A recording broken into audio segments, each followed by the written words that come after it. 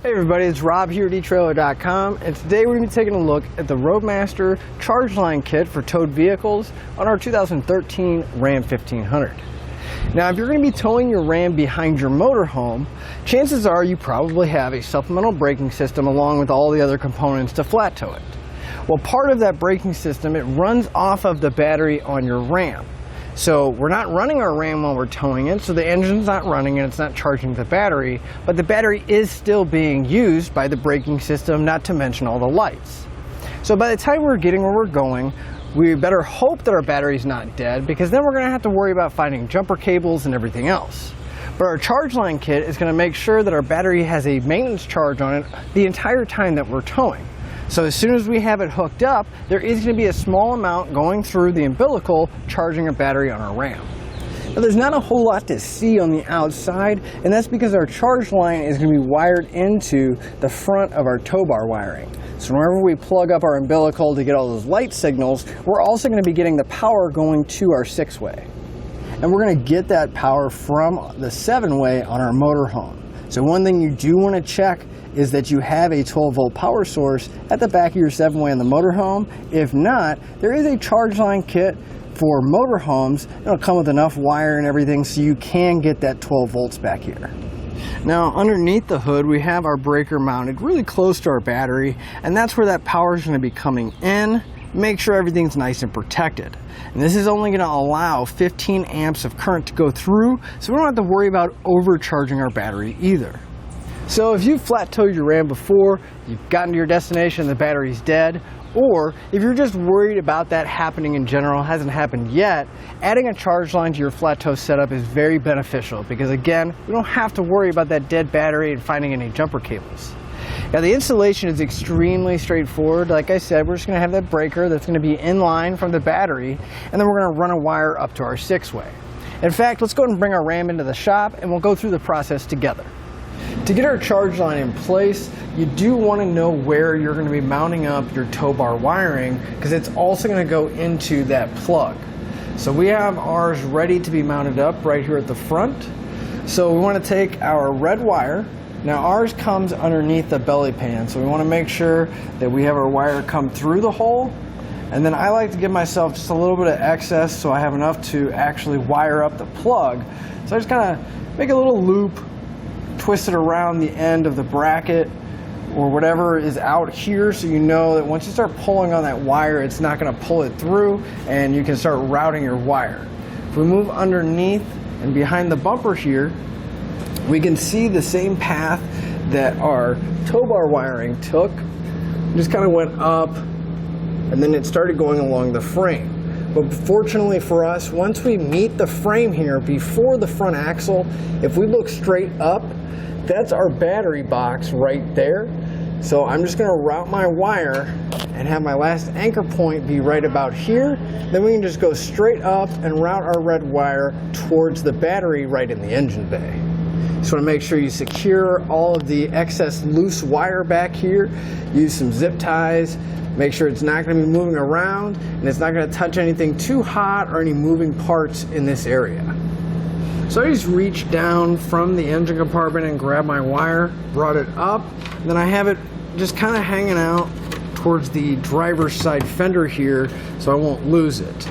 Now, we need to find a spot to mount our breaker, but we do want to mount it kind of close to the battery because we only have so much wire, and our wire has to go to the breaker and then to the battery.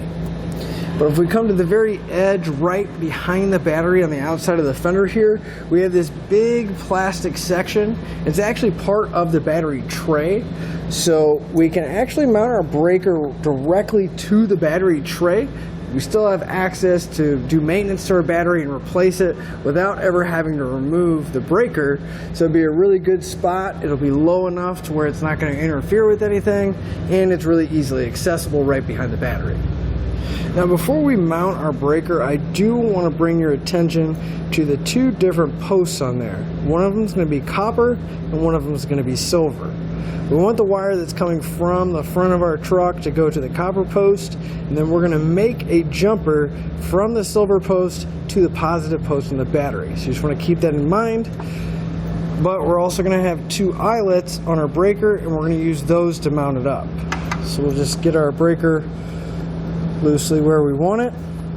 I'm going to take the self-tapping screws that come in your kit and a 5/16 nut driver and just drive them right into that panel.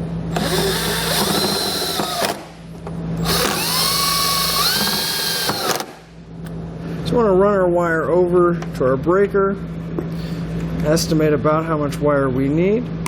We're going to cut the excess off.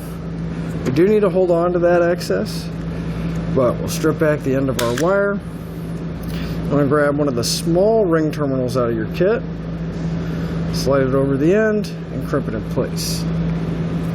Now again, since this is the one coming from the front of our truck, we're going to take the nut off of the copper colored post in our breaker.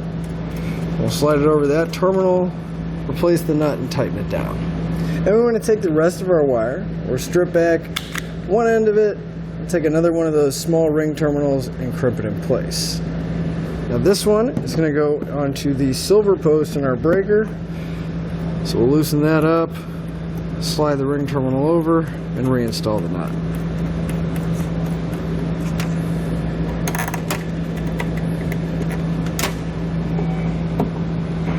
We want to take the length of wire that we have left, we're going to route it over to the positive post in our battery. We're going to go ahead and open up the cover. I'm going to pull that red cover off the battery.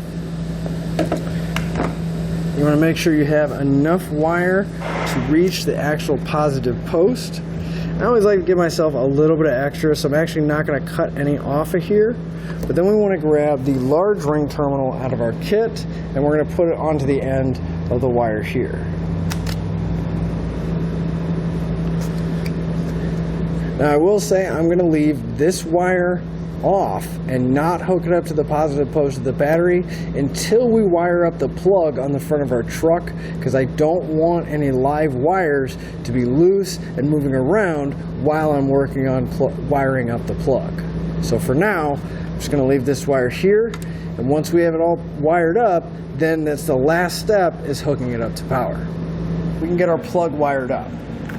So you're going to pull the boot off the back of your plug, and we're going to put all the wires in through the small hole, make sure they come out the large one, and for now we're just going to tuck that plug out of the way just so it's not interfering with anything.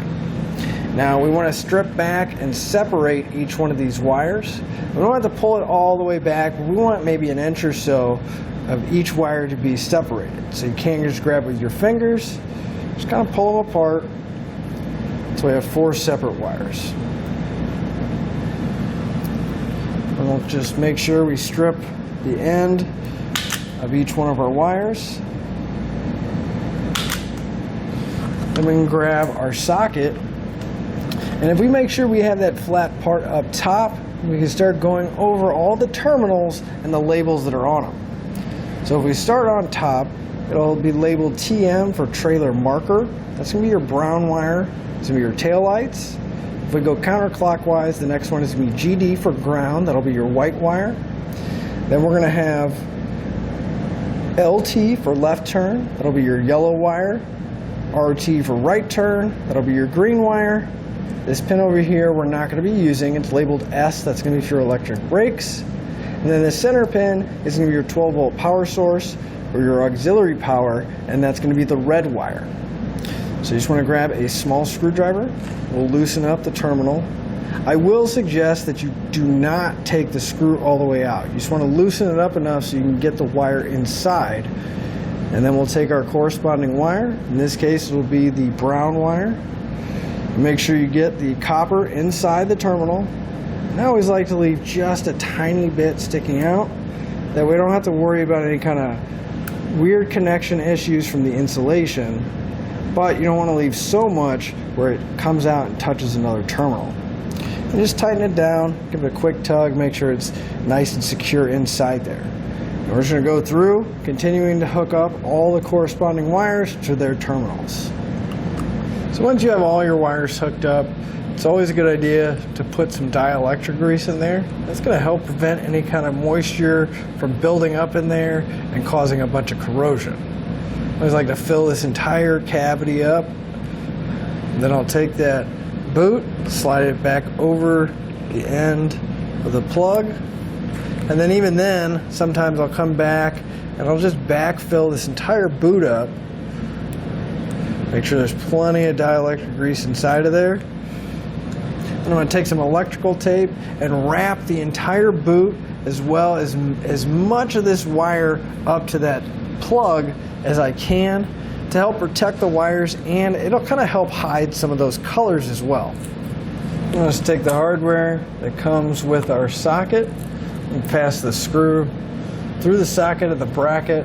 I'm going to put the nylon lock nut on the back side. Let's get it real loosely in place and get the other side in. And then we can tighten everything down.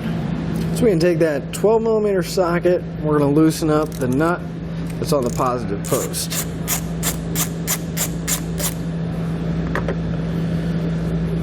We can take that ring terminal, slide it over the stud. Now you may find that it might not fit all the way over the stud, and that's fine. There's a quick trick I can show you to where we can still get this in place and put the nut back on.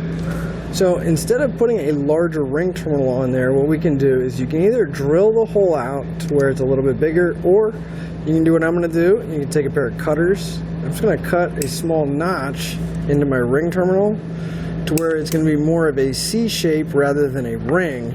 That way it can go around the stud like this. Then we can put our nut back in place and we still have a really solid connection. It just makes it a little bit easier rather than trying to find a new ring terminal or even trying to drill that ring terminal out. You just want to watch, make sure that ring terminal doesn't start splitting open on you, moving. You want to make sure it's under the nut. We'll take our cover. We can even put the cover back in place and not have to worry about trimming anything for the wire.